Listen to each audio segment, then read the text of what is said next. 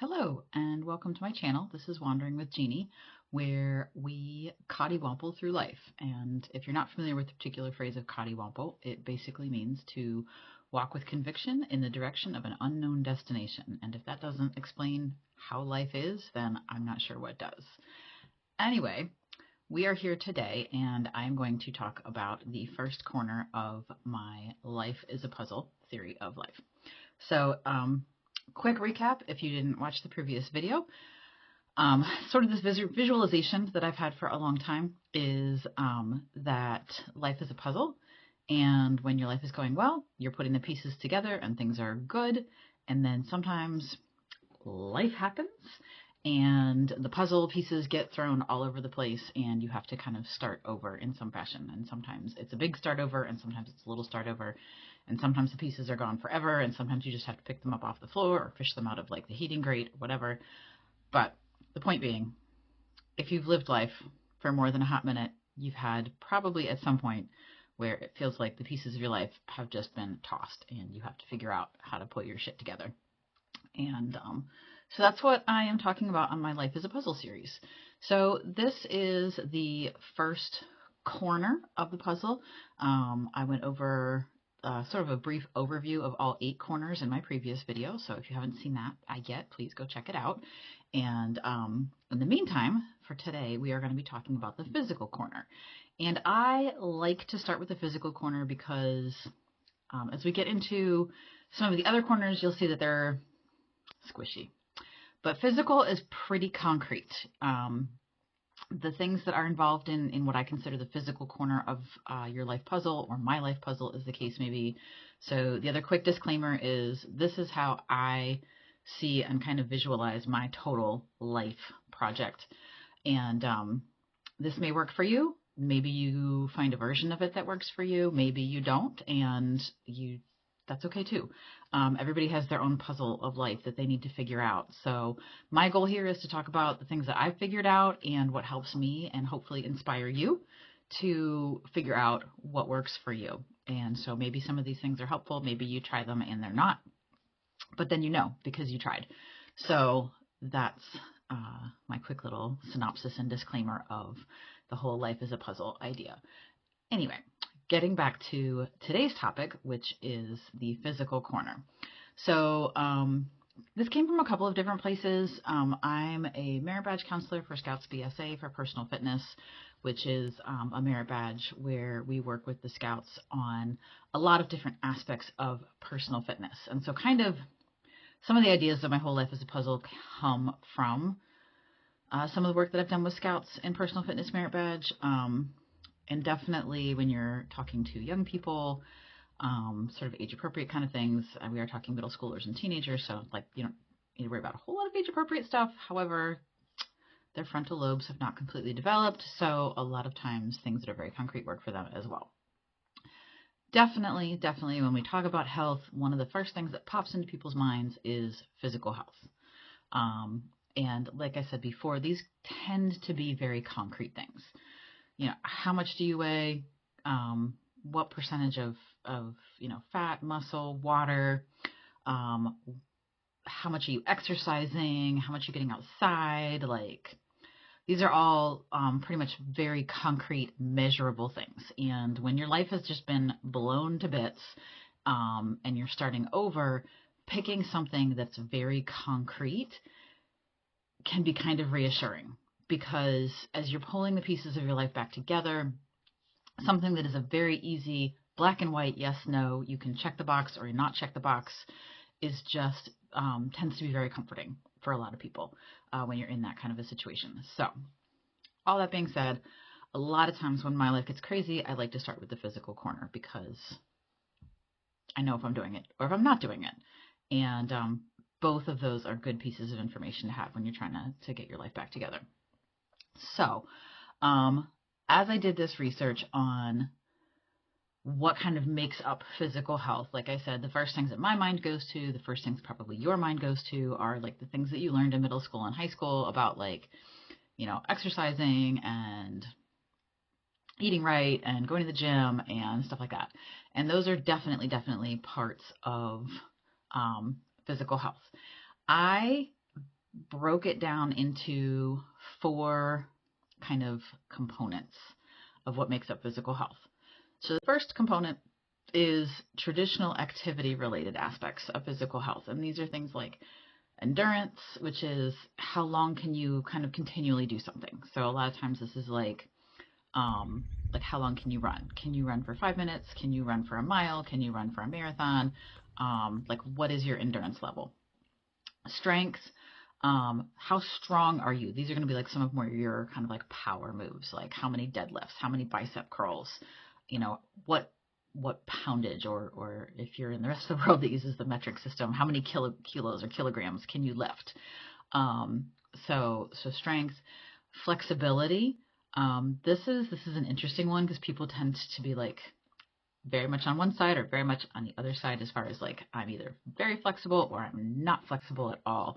But that is an aspect because flexibility is basically how much range of motion do you have in your joints, and that you may or may not be aware can be a good thing and a bad thing. Having a good range of motion in your joints means that you can move your body through its full range of motion, and that's very adaptable. However, not having the strength to support your joints as they move through their full range of motion can lead to injury. So talk to anybody who has EDS and they will be happy to explain to you exactly how that works. But the point is you want to be both strong and flexible throughout your range of motion in your joints. And then cardiovascular. So this is your heart and lungs. And this is basically, can your heart and lungs keep up with the rest of your body? Can the rest of your body keep up with your heart and lungs? So if you've ever had an experience where like you're just out of breath, you can't, like your legs could keep running, but you just can't catch your breath. Point being, maybe your legs give out, but you can still breathe, or maybe your breathing gives out, but you feel like you could still move your legs. Whichever one it is, it's basically, can your heart and lungs support the activity that the rest of your body is engaging in? So those are the different pieces of traditional activity-related aspects. Sort of that's like one chunk of physical health. And then so the next chunk is what I call skill-based aspects. And this is sort of like the 2.0. So yes, maybe you can run and you can lift and you're flexible and your cardiovascular health is good, your heart works, your lungs work, all these things. So level 2 then is like, what's your agility? Can you move quickly? What's your coordination? Speed. So speed is definitely like you take endurance, and then speed is like the 2.0, where how quickly can you do something? Your reaction time and your balance. And this is where like life lives. If you play sports, if you have kids, these skill-based parts of physical health are the things that you probably use all the time, and you might not even think about it. Things like unloading the dishwasher, putting away the laundry, changing the curtains, painting.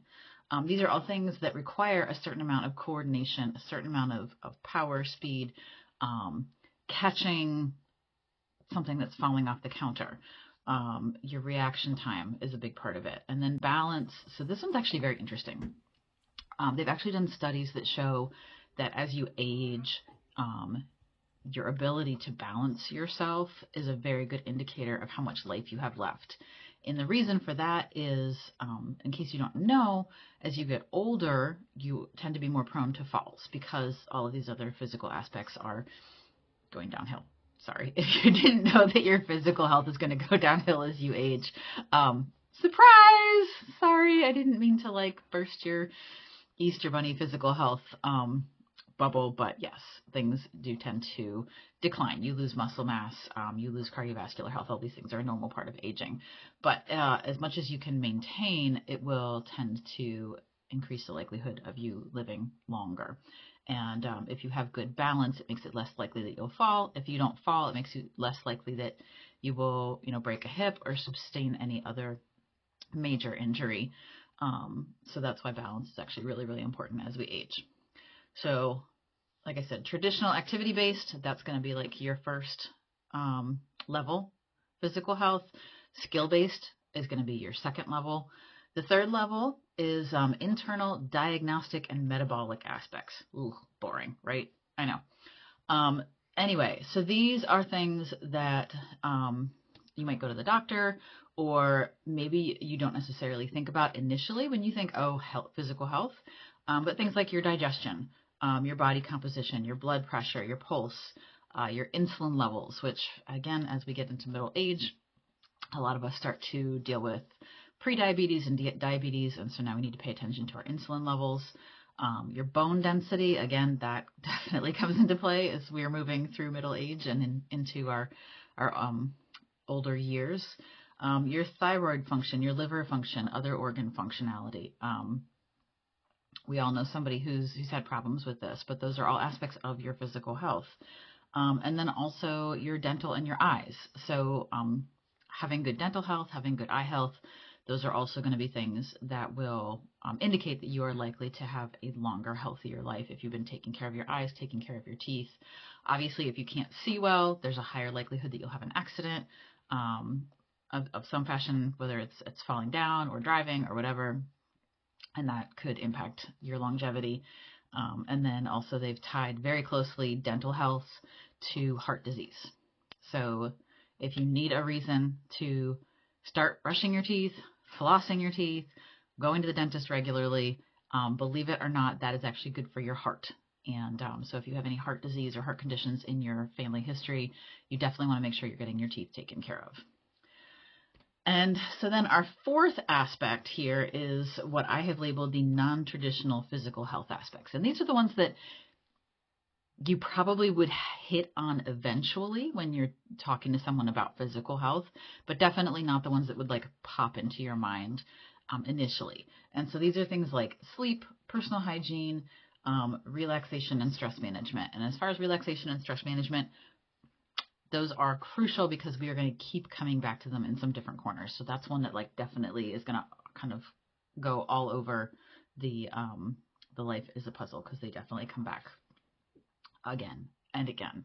They're super important to a bunch of the different aspects of health. But yes, sleep, again, like sleep is one of those things we don't think about unless we're sleeping poorly. If you currently or at some point in your life have lived with an infant and had to try to adapt their sleep schedule to an adult life, you know how challenging that is. Maybe if you're in college and you're either partying or studying or for whatever reason not getting enough sleep at night, you can tell how that impacts you. They've actually done some studies where they've been able to show that lack of sleep can actually mimic the impacts of being drunk for someone who's driving. So if you are driving while you're incredibly tired, please know that your reaction time is slowed, your judgment is slowed in a manner that's very similar to if you were driving drunk. So sleep is super important. And then hygiene plays into all of this because you need to maintain a certain level of personal hygiene, taking care of your body, showering, washing your hair, brushing your teeth, the things that go into personal hygiene, because they are all going to impact your body. If you're not taking care of yourself in those manners, then it's going to, as I said, it's going to flow through all these other aspects of your health as well. So those are the four main aspects of physical health. Let me know in the comments, is physical health an area that you like to start with when your life has been blown up and you're trying to put the pieces back together? Or is there a different corner that you like to start with, and why?